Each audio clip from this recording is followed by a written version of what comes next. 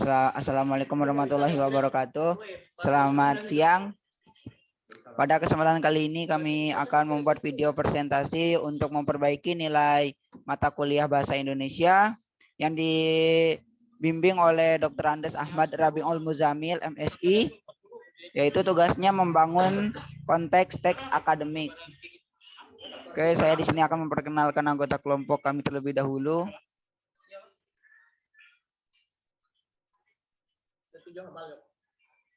Anggota kelompok kami terdiri dari yang pertama ada Yose, kedua Daniel, ketiga Agus Pentus Franky, keempat Margaret Pionika, kelima Septiani, dan keenam saya sendiri Muhammad Iksan Maulana.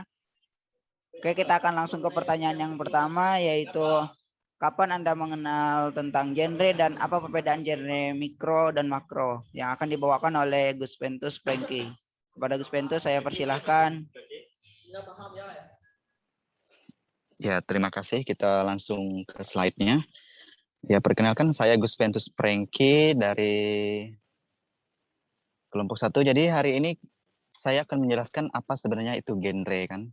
Ya, kita mengenal kata genre itu saat kita sudah mengenal namanya ilmu pengetahuan, kita sudah ikut dalam jenjang pendidikan. Di dalam kehidupan sehari-hari, genre itu dimaksudkan berarti genre itu bermacam-macam, beragam jenis. Itulah makna genre tersebut.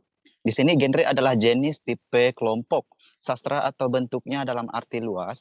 Genre adalah proses sosial yang melatar belakangi lahirnya teks. Itu merupakan istilah genre. Oke, jadi kali ini genre tersebut kita dapat dibagikan menjadi dua, yaitu genre makro dengan genre mikro. Next slide.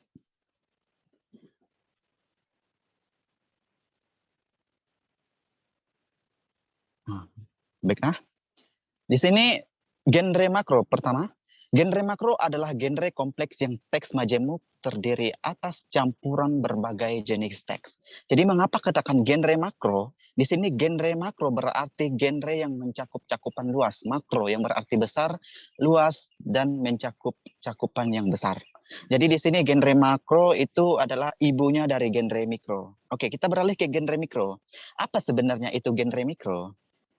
Genre mikro adalah genre tunggal atau genre teks sederhana yang berdiri sendiri dan merupakan subgenre dari genre makro.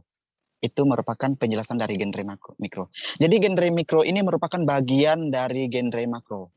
Jadi genre makro ini ibaratnya suatu garis besarnya, tetapi genre mikro adalah bagian-bagian dari genre makro.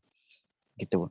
Jadi sejak kapankah kita mengenal kata genre mikro dan genre makro? Ya, dalam kehidupan sehari-hari, dalam kehidupan pembelajaran, dalam kehidupan pendidikan, kita mengenal kata genre makro dan genre mikro sudah memulai pada jenjang SMP dan SMA. Jadi di situ pengenalan teks lebih mendalam, pendalaman tentang jenis-jenis deskriptif teks, induktif teks. Jadi di sana menjelaskan tentang apa sebenarnya teks tersebut.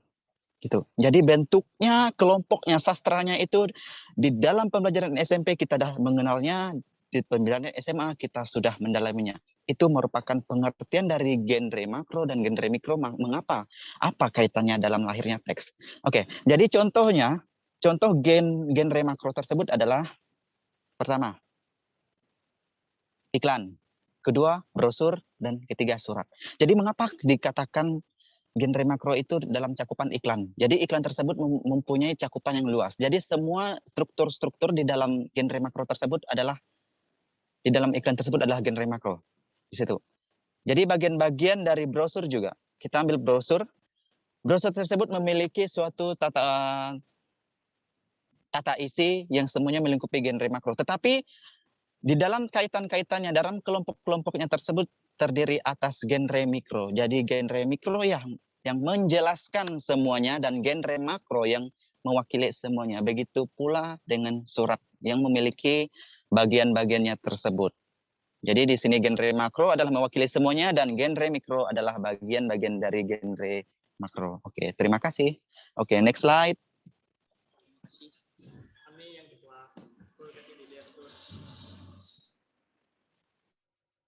Oke, terima kasih kepada Agus Pentus Franky atas presentasinya. Selanjutnya akan melanjutkan ke nomor 2, yaitu soalnya adalah Anda tumbuh di lingkungan budaya akademik. Dapatkah Anda menjelaskan pengertian teks akademik yang akan dibawakan oleh Daniel?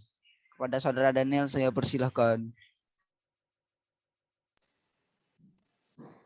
Ya, baik. Terima kasih atas waktu yang telah disediakan untuk saya. Di sini saya akan menjelaskan apa itu teks akademik atau apa pengertian teks akademik. Teks akademik atau yang sering disebut teks ilmiah adalah tulisan yang ditetapkan sesuai dengan bentuk keilmuan dan didasari oleh pengamatan, penelitian, dan peninjauan yang disusun menurut metode tertentu dengan sistematik. Maksud dari sistematik itu dengan teratur atau dengan bersusun. Penulisannya menggunakan bahasa yang santun atau bahasa yang mudah untuk dimengerti dan mudah untuk dibaca oleh si pembaca, dan isinya dapat dipertanggungjawabkan. Misalnya kalau ada kata-kata yang salah dituliskan dalam teks akademik, maka si penulis ini bisa memperbaiki atau mempertanggungjawabkan tulisan yang salah itu. Jenis teks akademik dapat berwujud seperti buku, ulasan buku, proposal penelitian, laporan penelitian, laporan praktikum, dan artikel ilmiah. Baik, terima kasih. Saya kembalikan kepada Iksan. Silakan. Oke, terima kasih kepada Saudara Daniel. Selanjutnya ke nomor 3, yaitu jelaskan perbedaan antara teks akademik dan teks non-akademik dengan menunjukkan ciri-ciri yang ada yang merujuk kepada buku bahasa Indonesia untuk perguruan tinggi yang akan dibawakan oleh Margaret Fionika. Kepada Saudari Margaret Fionika, saya persilahkan. Baik, terima kasih Iksan. Saya akan mempresentasikan nomor 3. Jelaskan perbedaan antara teks akademik dan teks non-akademik dengan menunjukkan ciri-ciri yang ada. Teks akademik atau juga yang sering disebut teks ilmiah berbeda dengan teks non-akademik atau teks non-ilmiah. Teks akademik dan teks non-akademik ditandai oleh ciri-ciri tertentu.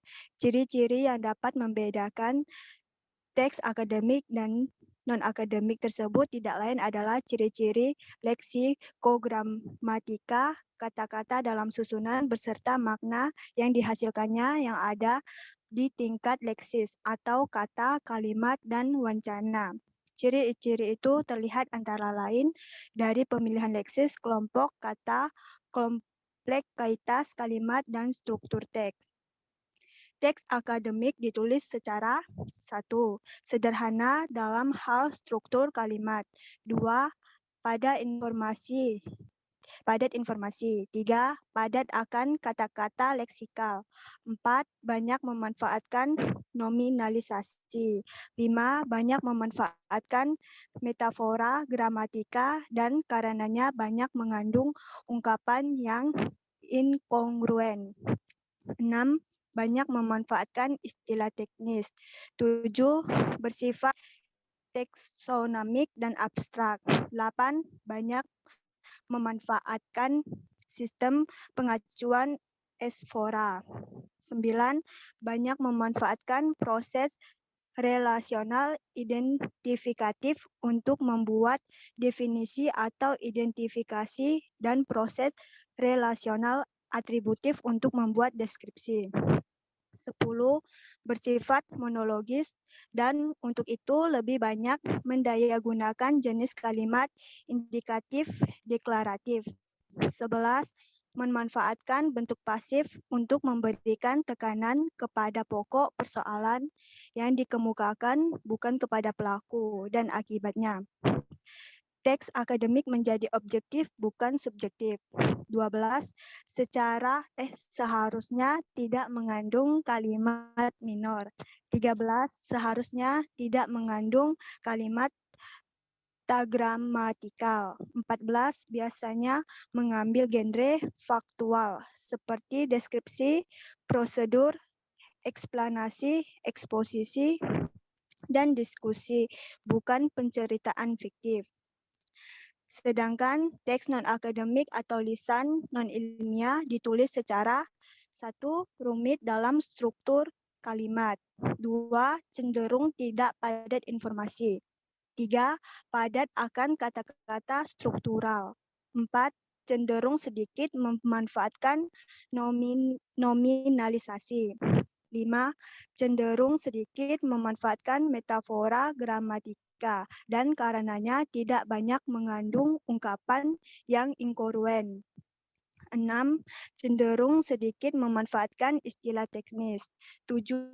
Lebih konkret dan cenderung tidak bersifat taksonomik. 8. Tidak menunjukkan pengacuan esfora sebagai ciri penting. 9. Tidak menonjol pada salah satu jenis proses. 10. Bersifat dialogis dan untuk itu mendayagunakan jenis kalimat yang lebih bervariasi. 11.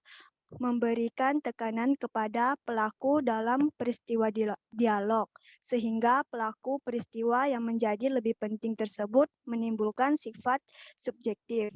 12. Sering mengandung kalimat minor.